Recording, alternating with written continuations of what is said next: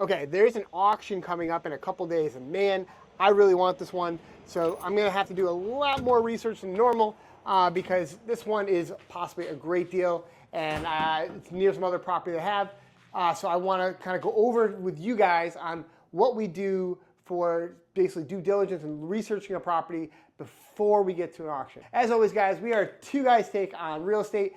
And we have this channel, this new channel called Auction Masters, only dedicated to just about foreclosure auctions.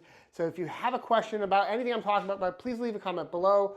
Or if you have something that you're interested in about foreclosures that you would like to know more about, leave a comment below and we'll try to make a video for it. So let's get to it. There's a property coming up at foreclosure auction. It's a single family house in Springfield, Massachusetts.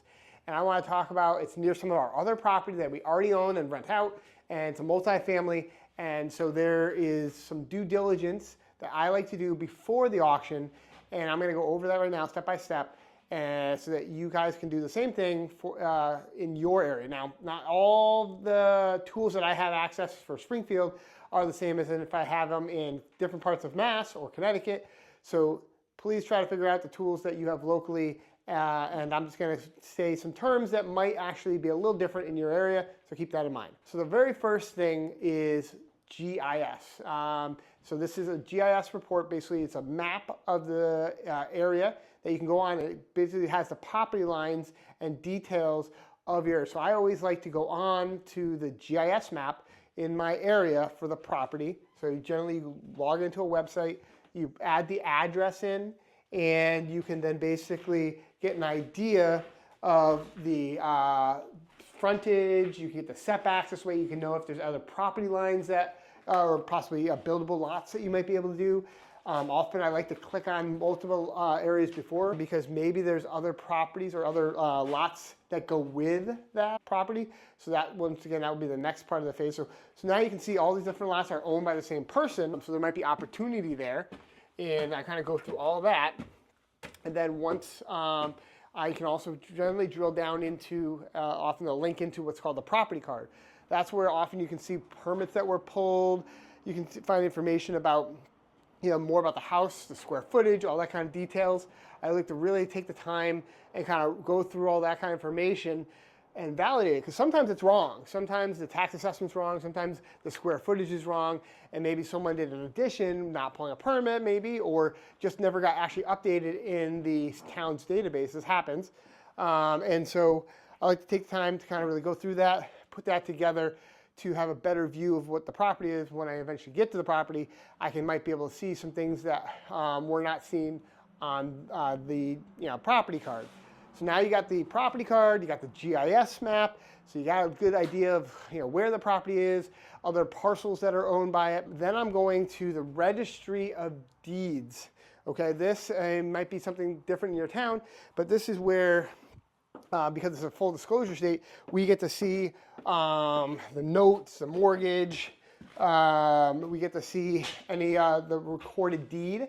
So that's where I'll go on there and I'll pull up the property, and I like to see the deed. So here on the deed that's getting foreclosed on, I know, for instance, if there's multiple parcels, so maybe that extra parcel I found on the GIS map is included in the sale. Not everyone always realizes that. It might be a side parcel or right behind the parcel. So that's kind of really good information to find. And then I can find the mortgage amount. So I might be able to know that this mortgage was from 2010. It was $160,000 back then. That's what they took out for a mortgage. And that tells me something about, and it's not a guarantee, but if the older the mortgage, the lower amount, there's a good chance that it might go for a amount that I'm willing to pay. So it gives me at least some better idea. This way, if I had two different auctions happening at the same time, and it happens a lot of times in Mass, then I can make a decision. All right, well, this one was a mortgage from 2022 at $300,000, and the ARV is $350,000. And this one is from 2010 back to $160,000 and it's worth $350,000. Well, guess what? I'm probably going to go to the 2010 because the chance of it having going back for less amount is higher. So that's kind of really what I try to make sure I do so that I can have a higher success. The other thing I'm doing before I'm going to auction is I always call the town. So there's a couple reasons why I do that. I want to talk to someone at the town in the building department, in the taxes collectors department, and I want to know if there's any outstanding liens, because those are going to have to get paid before the auction. So if it's not a tax auction, it's a regular foreclosure for a mortgage, then you still have to pay any municipal liens. And that could be if there's municipal power. So if it's like Chicopee Electric, you're gonna have to pay the electric bill that's still owed, or the water bill potentially. And you're gonna have to pay the taxes that are owed. If there's any trash or other violations on the property that haven't been paid, those are gonna have to be paid at the closing. So you're going to want to know that so that you can figure out your proper bid number, because obviously that would affect, because I've seen water bills in excess of 20 grand. I've seen tax bills in excess of 100 grand. That's going to really change your bidding strategy when you're at these properties. So it's really important that you have this information before the auction. Then I'm also talking to the building department. Are there any outstanding issues with that you're going to have to correct? Maybe they didn't fix something properly, or if there's, outstanding permits or any other violations, talk to the code enforcement. They might also have outstanding violations. They often, on that one foreclosure auction that I think it was like 30 units or whatever in Holyoke that we went to, there was a 214-page code violation report, which gives you a lot of information. And they didn't get all the units. So you already know there's going to be a lot of work that the city's going to require you to do that may be above and beyond what you'd normally think for rehab. So it's really good information to have, because that could really, once again, change your bidding strategy. It's like a detective work. You want to put as much information ahead of time so that you can really make informed decisions. Whereas if you were going on the MLS, they have to disclose everything. They have all this information that you're going to have to, have that is great, and that's all gravy, but that's MLS. You're not going to get that here. This is pretty much an as is, where is sale. One of the last things I do, especially for a multifamily, and now I'm doing it for single families because we got burned on the single family, so really do it for all the properties, is we check the lead database. Are there any outstanding violations for lead?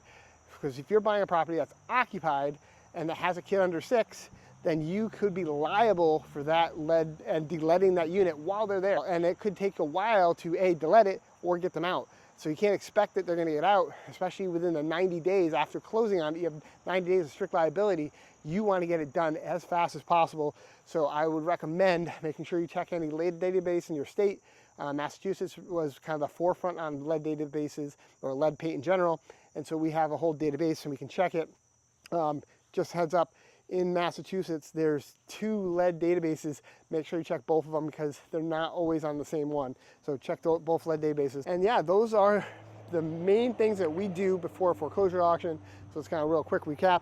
GIS map, we check the property records, we talk to the building department, the tax collectors, we talk to code enforcement, we are checking the lead databases. But yeah, that's really what the main things that we're checking on before any foreclosure auction, to make really informed decisions so that we don't have as many issues, and so you can win these properties or have a higher success of winning the properties, and doing a really good job of that. So I hope this was helpful. Hope this was educational. I hope you learned a little something before your next foreclosure auction. If you have a question, leave a comment below and we'll get to it. As always, guys, thanks so much. Peace out.